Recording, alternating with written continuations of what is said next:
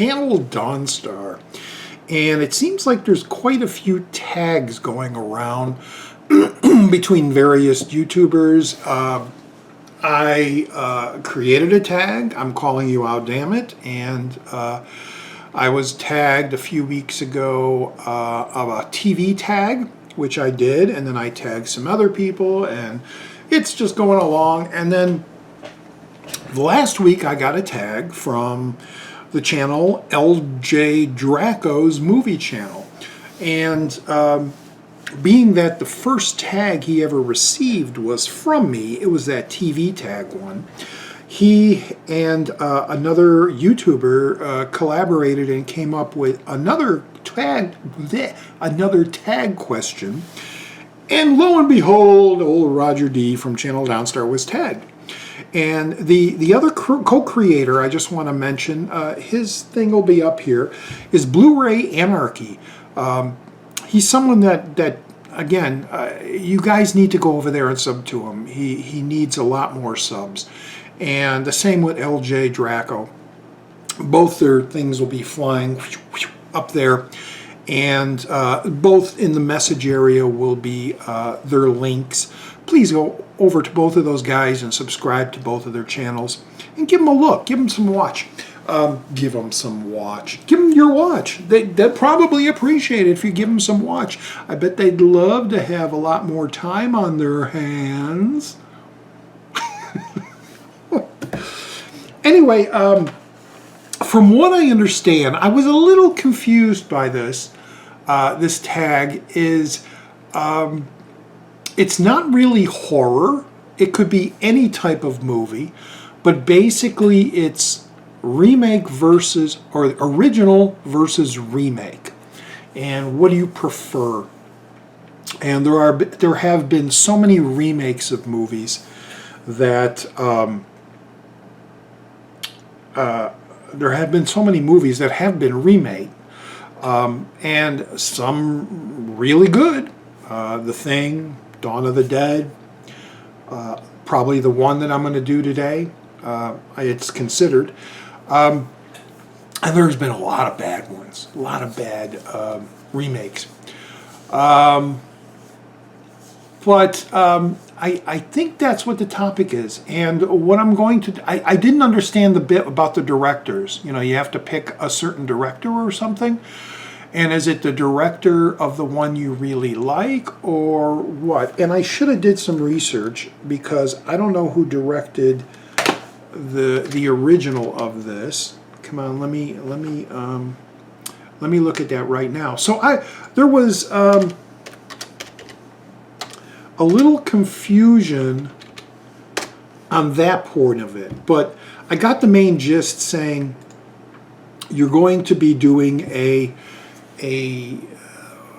what do you prefer, the original or the remake? And to mention a director, I'm going to pick David Cronenberg. Now most of you horror fans already know, oh, he's doing that. Yeah. This is a tough one. This is a tough one because I'm an old fart. I'm almost 60, and I remember watching and loving the original of this movie so much, and there were parts of it that really freaked me out and really scared me. And we're talking about The Fly. Help me, save me. This is the original, directed by Kurt Newman, who I just looked up real quick. Isn't that cool? The internet is like, yeah, it's right there at your fingertips. The original Fly is, frick man, it's a fantastic ass film. I love the concept of a scientist trying to create a teleporting machine and getting very close to perfecting it, but because of one stupid little mistake, he becomes this creature, and everything just goes to hell. Which again, if in reality something like a teleporter was created, certain steps would really have to take place to make it absolutely safe, absolutely antiseptic is the word I think I'm expecting or wanting to say, and in such a closed, confined place that nothing like a tiny little fly can get involved, because the what's the word I'm looking for? The atoms and everything, your body is spread out and then teleported into another capsule and is brought together. And if there's another type of living thing in there, possibly even not a living thing, it could be a plate or something, when you're all brought back together, you become together with that other item. And the original Fly, starring David Hedison, who at the time was going by Al Hedison, or was it the other way around? And he's a pretty good actor who is also in the Irwin Allen television show Voyage to the Bottom of the Sea with Richard Basehart, which is a really cool little 4-seasoned sci-fi monster show. I'll just say that. Really enjoy that show. It's tongue-in-cheek, campiness, but he's in this, and of course something happens, in his teleporter machine, a little fly, a house fly gets in there, and then when he comes out, no spoilers because you guys seen this movie was like from 1958, when he comes out of the machine, after he does his first experiment, he has the arm and the head of a fly. And the rest of the movie, he can't talk, of course, so he's writing on the blackboard. And he has his wife trying to help him get back to normal. He sends her to try to find the original fly, which when they do show the fly has the head of a human and the arm of a human, but the rest of it is the body of the fly. Which, as a kid in the 60s, I was in my... 1969, I was just turning 10 years old. So to see this on television, it freaked the hell out of me. Just knowing that I kind of knew what was happening, and to see, this little fly, and they're trying, and the housekeeper is like killing them because they're in the house. Oh, the damn flies in it. And the wife is like, no, that might be, because you want to put that back in there to try to make Hedison's character back to normal again. And there's this dialogue that goes on where she's like, well, it was a very strange looking fly. It had a white head. And because it's so small, they didn't see a face. They just knew it was a black fly with this little white head. And she's like, well, it's in the house somewhere. So she put sugar, trying to get the fly, trying to catch the thing and put it in there. And the whole story is told in background because she's being interviewed by Vincent Price and another detective to try to find out what happened to her husband, because her husband was found murdered. His head and his arm, which were the flies, were crushed by a giant crushing machine, which is how the movie starts. You see her crushing the head and the arm of her husband. And she's kind of like wanted for murder. I think someone sees her or something. It's been a while since I've seen the original. And so she's retelling the story of why she had to do that. And it's because the fly got away. And there was no other hope. The husband was just going to go insane with this fly head and everything. And the experiment wasn't working. So he requests her to destroy him, basically by destroying the head and the arm of the fly. And the one moment that I'm sure every person who had seen this movie as a kid, I hope this isn't going to go too long, I'm already 12 minutes, is the very final scene where Vincent Price and the detective are walking through the yard and they're like, well, she might be insane. She murdered her own husband, and we really, how could she come up with this preposterous idea? And all of a sudden they hear this tiny little voice, help me, and they're by this bench, this park bench, and there's this giant web from a tree to the bench, and they look, and here's this big spider, and there's this tiny little fly in its nest, in its web, and it's Hedison.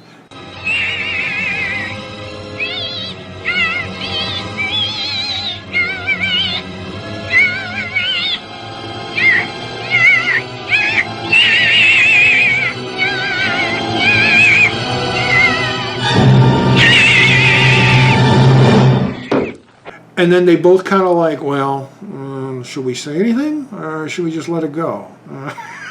You know, it really was effective when you were a kid. It really is, and still a classic to this day. I freaking love the movie, which is why I say it's going to be very hard for me to decide, because then years later, David Cronenberg came out and he did the remake of The Fly with Jeff Goldblum and Gina Davis in the 80s. And again, if you want to see a remake of an old classic movie, you want to put a little more spin on it, something different. You just don't want to do a shot-for-shot like Psycho or something, you know? You want to update it, of course, and you want to add your own new thing to it. So it's basically essentially the same story, except the metamorphosis doesn't happen right away. When he comes out of the machine, he doesn't have a head of a fly or anything. So throughout the movie, his body is breaking down because the fly DNA is so much more powerful. It's taking over his body. So parts of his body are falling off. He's losing teeth. He's losing his fingernails. His complexion is changing to the point where, he's starting to get super strength. And he's able to do like climbing on the wall and climbing on the ceiling and stuff, still as a humanoid, until it comes down to the very end where eventually the body, everything just splits, and there is this Brundle fly.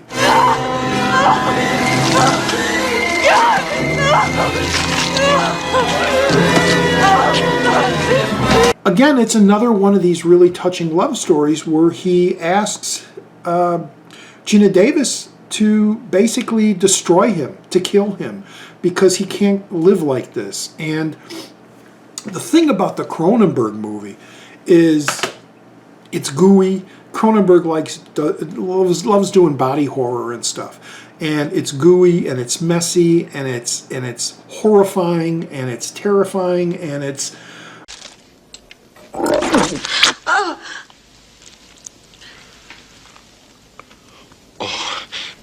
that's disgusting. It gets to the end of the movie where it is just so terrifying and horrifying, but you start shedding a tear because the sacrifice that he does and the sacrifice that Gina Davis has to do to honor his wishes, as it were, is so tugging at your heartstrings.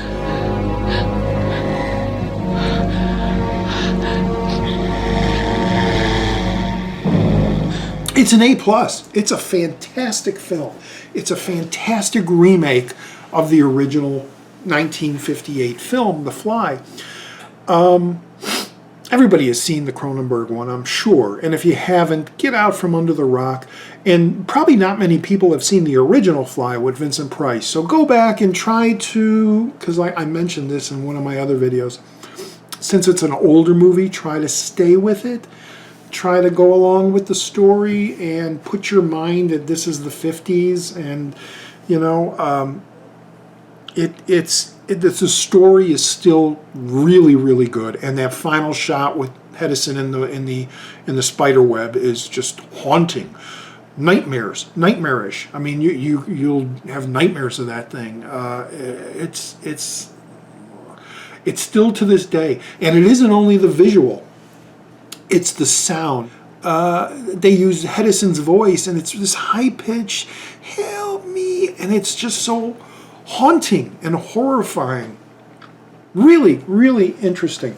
So, I don't know. It's tough, man. Being a kid of the 50s and 60s, seeing this movie as a little kid and staying with me throughout all my life, countlessly decades haunting me and always remembering it. And whenever it would be on, or when I got the DVD and the VHS and all that, I would always watch it, and that ending just still sends chills down my spine. But the Cronenberg one is genius. It's amazing. The performances between Goldblum and Gina Davis are amazing. You know, the famous line, "Be afraid, be very afraid," comes from that movie. I'm afraid! Don't be afraid. No, be afraid. Be very afraid. It's just done so well. It's done so frickin' well. And of course I'm going to go to the Cronenberg and say that's the better one. But I think both of them are very close to being perfect stories of a scientist trying to create this machine to help humanity, a teleportation machine. And one little thing goes wrong with it, and it turns into this total tragedy, horror, love story. They're both great. They're both great. But yeah, I'll pick the remake, Cronenberg. I'm not going to say I watched that one more than the original because they're pretty much equal. Usually when I have an inkling to watch one of them, I watch both of them kind of back to back. That's just me. They just play better like that. So yeah, that's my answer for the tag, guys. Original or remake? What do you choose? Kurt Newman or David Cronenberg? And I'm just going to say, yeah, Cronenberg knocks it out of the park by taking an old B movie and making it this really sad, touching, gooey, disgusting type of film that it just works brilliantly. And I'll say that it always stems down to the original screenwriter and writers. James Clavell wrote the screenplay to the original one. It's based on a story by George Langeland. Might have been a novel, I'm not sure, like The Thing was. I didn't really go into it, but those are the two men that created the writing, and I always praise the writing of really great movies because you don't have a movie unless you have a good story. And The Fly, both of those films are great stories. Cronenberg's one-ups the original for being able to take that story and elevating it even more horrifying and emotionally. So yeah, there's my answer. Hey everybody, thanks for watching. This went on way too long. It's over 20 minutes. But I want to thank LJ Dracko for tagging me. I want to thank Blu-Ray Anarchy for coming up with the idea along with LJ. And I hope you enjoyed my answer. And should I tag someone? Let me tag, who can I tag? I'm going to tag my buddy Eric from Hey Internet. Eric here. Eric, I'm tagging you. Original versus a remake. Give us a video. Give us all a video. When it's done, post the video in my link. Maybe go to LJ Dracko's place, post it in his link. Post it in Blu-ray Anarchy's original video, just so everybody can see your answer. And we'll be looking forward to your answer. All right? Everybody, thanks for watching this long video, but I think I explained myself pretty much on these fantastic films. Both of them. See the original Fly if you've never seen it. See it. It's on Blu-ray. You can probably get it for $4.99. It's terrifying, that ending. Help me. Anyway, guys, thanks for watching. Check out my other videos on my game channel, and tune in again to see what is going to come next, because I don't know. Anything can happen. Anything can happen, and it usually does. Anyway, I'm done. Bye, everybody.